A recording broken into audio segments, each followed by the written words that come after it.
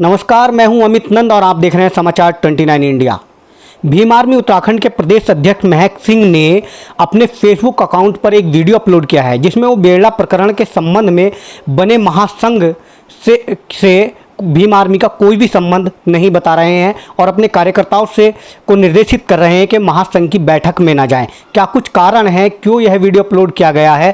महक Singh ji phone line पर हमारे साथ मौजूद हैं, उनसे जानेंगे कि क्या कुछ कारण है क्यों उन्होंने ये वीडियो अपलोड किया है। महक सिंह जी, बहुत बहुत स्वागत है आपका। जी धन्यवाद।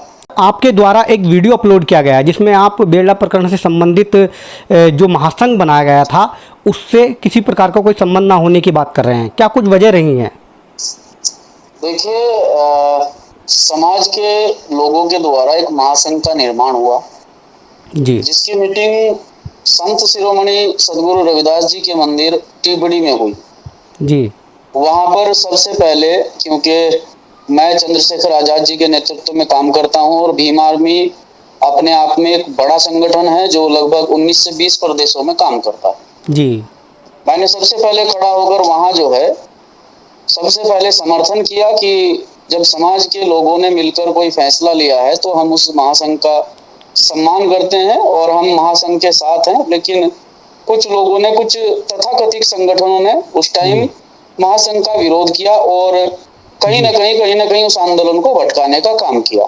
जी, और बीच में मुझे महासंघ के लोगों की भी गड़बड़ी ये लगी कि जब समस्त संगठनों के लोग उसमें इन्वॉल्व थे, चाहे उसमें भीम आर्मी भारत एकता मिशन के लोग हों, आजाद समाज पार्टी के लोग हों, बहुजन समाज पार्टी के लोग हों, कांग्रेस के लोग हों या बीजेपी के लोग हों जो बीजेपी में बैठे हैं और उन्हें समाज की चिंता है, चाहे वो लोग हों, महासंघ के लोगों ने किसी से बिना सलाह मशवरा किए सबसे पहले तो ना तो परिवार से पूछना, ना बेलडा के वासियों से पूछना, अपने आप ही जाकर जो है मुख्यमंत्री जी से भेंट कर लेते हैं, आयोग के अध्यक्ष आते हैं उनसे भेंट कर लेते हैं जी। तो अगर कोई कार्य किया जा रहा है और एक महासंघ के माध्यम से कोई कार्य किया जा रहा है तो उसमें सबकी सलाह लेनी चाहिए जी।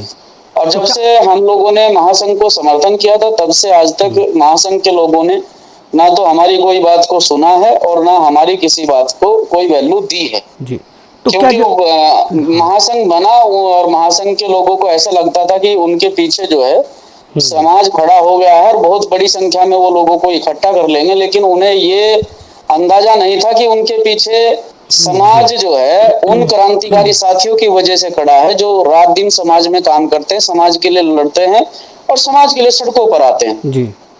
आज मैंने महासंघ का विरोध इसलिए किया है और ये समझ लीजिए कि मैं महासंघ का एक सदस्य था, उस सदस्यता को भी मैंने नकार दिया है क्योंकि महासंघ के जो पदाधिकारी हैं वो आपस में लड़ रहे हैं और मुझे ये महासंघ नहीं, ये बीजेपी संघ ज्यादा लगता है। क्या वजह है बीजेपी संघ लगने का? बीजेपी संघ लगने का कारण ये है कि मैं ये कहना चाहता हूँ कि जो लोग महासंघ बना रहे हैं और वो बीजेपी में कार्यरत हैं तो उन्हें महासंघ बनाने की आवश्यकता क्या है? उन लोगों की तो सरकार है जी। जब उनकी सरकार में इतनी नहीं चल रही है कि वो अपने लोगों का संरक्षण कर सकें तो फिर ऐसी पार्टी में बैठे क्यों हैं जी? पार्टी छोड़ दीजिए। मैंने वहां भी यही बात कही थी। अब मैंने ज्यादातर लोग जो भेंट करने के लिए आयोग के अध्यक्ष से गए हैं या फिर SC ST प्रकोष्ठ के जो प्रदेश अध्यक्ष बीजेपी के आए उनसे बात करने के लिए गए हैं तो कहीं ना कहीं ज्यादातर लोग उसमें भारतीय जनता पार्टी से रिलेटेड लोग थे। तो मैंने वहां भी ये बात कही थी कि जब आप लोग अपने समाज को इस पार्टी में रहते हुए सुरक्षित नहीं रख सकते हैं तो आपको पार्टी छोड़ देनी चाहिए। उनका कहना यह है कि जी हम समाज के साथ हैं, इस लड़ाई को मिलकर लड़ेंगे। अरे आपकी तो सरकार है, आपको तो लड़ाई लड़ने की आवश्यकता ही नहीं है। आप जितने भी यहाँ जो है जितने भी भारतीय जनता पार्टी में कार्यरत लोग हैं और वो महासंघ के माध्यम से लड़ाई लड़ना चाहते हैं वो सभी जिम्मेदार लोग जो भारतीय जनता पार्टी में SC समाज के लोग काम कर रहे हैं, जाइए मुख्यमंत्री जी से भेंट कीजिए और मुख्यमंत्री जी से कहिए कि कहीं ना कहीं हमारे हाथ से मामला निकल रहा है, समाज टूट रहा है, बेलडा प्रकरण पर संज्ञान लेना चाहिए। तो इसलिए मैंने आज महासंघ की सदस्यता से भी ये समझ लीजिए कि मैंने अपनी सदस्यता से भी इस्तीफा दिया है, रद्द की है और मैं भीम आर्मी का एक कार्यकर्ता हूँ, भीम आर्मी का प्रदेश अध्यक्ष हूँ।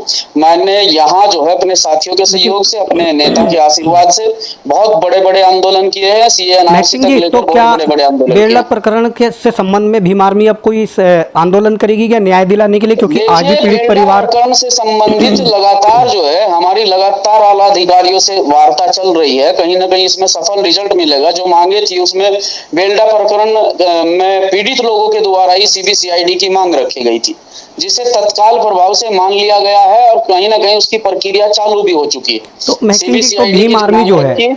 मैक्सिंग जी, जी, भीम आर्मी अब महासंघ से अलग होकर के जो है बेरला प्रकरण को उठाएगी, उसमें उसमें बेरला के पीड़ितों को न्याय दिलाने का काम करेगी। देखिए, प्रशासन जिस प्रकार से प्रशासन का रवैया है, कहीं ना कहीं प्रशासन का रवैया हमारे प्रति पॉजिटिव है। प्रशासन कहीं ना कहीं मदद करना चाहता है। अगर प्रशासन मदद करता है तो जी ठीक है, प्रशासन के साथ हैं। अगर मदद नहीं करता है तो भीम आर्मी अपने आप में एक मजबूत संगठन है और वो जी मदद करानी जानता है। जी जी। तो आपने महासंघ को बीजेपी संघ कहा है, क्या उसमें बीजेपी के लोगों की संख्या ज़्यादा होना है या कुछ और वजह मान रहे हैं?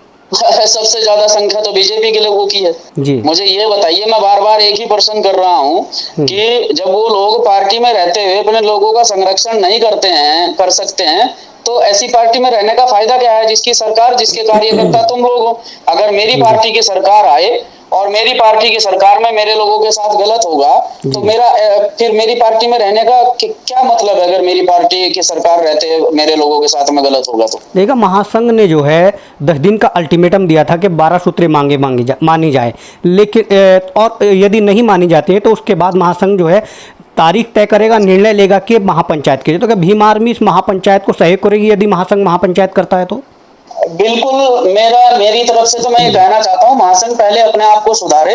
जी इनकी अंदर की जो गुटबाजियां हैं उसे सही करें। ये 4-5 लोगों से महासंघ नहीं बनता है। जी महासंघ बनता है बहुत सारे लोगों से। बहुत बड़ा समूह अगर हमें बनाना है तो उस समूह के लिए बहुत सारे लोग चाहिए होते हैं, बहुत सारे संगठनों के जिम्मेदार लोग चाहिए होते हैं। ये 4-5 लोगों से कि देहरादून से जज साहब आ गए, यहाँ से रुड़की से 2 लोग चले गए, हरिद्वार से 2 लोग चले गए, 10-12 लोगों ने मिलकर महासंघ बना दिया। किसी से पूछना नहीं, किसी से जानकारी नहीं लेनी, तो ये सरासर गलत है। और समाज के जिस तरह से समाज के जिम्मेदार संगठनों को बुलाकर जिम्मेदारी ली गई थी, तो ये महासंघ बनाने की आवश्यकता क्या पड़ रही है ये बताइए। जब समाज के पास में इतना बड़ा संगठन है भीम आर्मी। हमारे साथ भी एक प्रकरण हुआ था, मंगलोर प्रकरण, मैं जिक्र करता चलूं। मंगलोर प्रकरण में भाई चंद्रशेखर आजाद जी आए थे और उसमें पोल दी गई थी। तो उस पोल के खाली उस पोल से ही जो है कहीं ना कहीं मुकदमे वापस हुए थे, 307 हटी थी। और इसमें भी भाई चंद्रशेखर आजाद जी बेल्डा में आए और बेल्डा में आकर कप्तान साहब खुद भेंट करने के लिए चंद्रशेखर जी से सिविल लाइन कोतवाली पहुंचे और उन्होंने कहा, जब चंद्रशेखर भाई ने उन्हें कहा कि हमारे लोगों से नाजायज मुकदमे हटाए जाएं, ये 307 की जो गंभीर धाराएं लगी हैं ये हटाई जाएं। कप्तान साहब ने मैं वहां मौजूद था। कप्तान साहब ने कहा कि ठीक है, हम ये सारी चीजें करने के लिए तैयार हैं और आप सीबीसीआईडी के लिए कह रहे हैं तो मैं खुद लिख कर दे दूंगा कि मैं कप्तान, मेरे स्तर का ये मामला नहीं रहा है, इसे सीबीसीआईडी जांच करे। कप्तान साहब ने इसमें बड़ा सहयोग किया है। लेकिन उसके बाद जब चंद्रशेखर आजाद जी वहां जो है 2,500 से 3,000 लोगों की संख्या में जाते हैं, अगले दिन कुछ लोग, कुछ तथाकथित संगठनों के लोग अगले दिन जो है अपने आप को भीम आर्मी का बताकर 10-12 लोगों के साथ में कप्तान साहब के पास पहुंच जाते हैं। तो इससे समाज टूटेगा या समाज जुड़ेगा? कुछ लोग अलग अलग, देखिए मैक्सिंग जी, मेरा सवाल ये है कि यदि महासंघ महापंचायत करता है तो भीम आर्मी सहयोग करेगा या क्या? मेरी बात सुनिए जी, मेरी बात सुनिए। महासंघ पहले अपने आप में सुधार करे। कौन से महासंघ की बात कर रहे हैं? किसे अध्यक्ष माने? देदेरा जी अपने आप को अध्यक्ष बोलते हैं, जगजीवन जी अपने आप को अध्यक्ष बोलते हैं। तो मैं ऐसे तथाकथित लोगों के साथ नहीं हूं, ना मेरा कार्यकर्ता है, ना मैं किसी पंचायत को समर्थन करूंगा। अगर ये अपने आप में सुधार करते हैं तो तब जाकर कहीं ना कहीं हम इस बारे में सोचेंगे।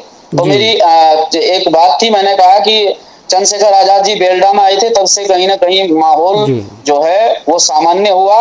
लेकिन फिर भी कहीं ना कहीं अपनी राजनीतिक रोटियां सेकने के लोगों ने इसे तूल देने का काम किया है। वो इसलिए क्योंकि हम बेलडा पीड़ितों के साथ हैं, आज भी हैं, कल भी हैं और हमेशा रहेंगे।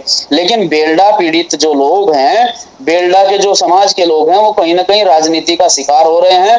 उन्हें लोग गलत दिशा में ले जाना चाहते हैं। उन्हें उनकी प्रशासन से मदद हो जाए, उनकी सरकार से मदद हो जाए। मुझे ऐसा लगता है कि ऐसा लोग नहीं सोचते हैं, सिर्फ और सिर्फ अपनी राजनीतिक रोटियां सेकने का काम कर रहे हैं। चाहे वहां कांग्रेस के लोग आए हों, चाहे वहां बीएसपी के लोग आए हों, चाहे वहां अन्य लोग आए हों, कहीं ना कहीं राजनीतिक रोटियां सेकने का काम कर रहे हैं। हमने उसी दिन कहा था, हमने उसी दिन ऐलान किया था बेलडा से ही कि ना तो हम भीम आर्मी के लोग हैं और ना हम आजाद समाज पार्टी के लोग हैं। आज हम अपने समाज के लोग हैं। सबको अपने अपने पार्टी का झंडा डंडा छोड़कर एक जगह आकर बेलडा प्रकरण में पीड़ित लोगों की लड़ाई लड़नी चाहिए, लेकिन ऐसा लोगों ने नहीं किया। तो कहीं ना कहीं राजनीति का शिकार हुआ है बेलडा, उन लोगों की कोई गलती नहीं है। चलिए, बहुत बहुत धन्यवाद महक सिंह जी हमारे साथ जुड़ने के लिए। जी धन्यवाद। तो ये थे हमारे साथ भीम आर्मी उत्तराखंड प्रदेश अध्यक्ष महक सिंह, जिनका साफ तौर पर कहना है कि महासंघ से संबंध इसलिए समाप्त किया गया है क्योंकि महासंघ में कहीं ना कहीं गुटबाजी है और बेलडा प्रकरण के जो पीड़ित परिवार हैं वो लगातार राजनीति का शिकार हो रहे हैं।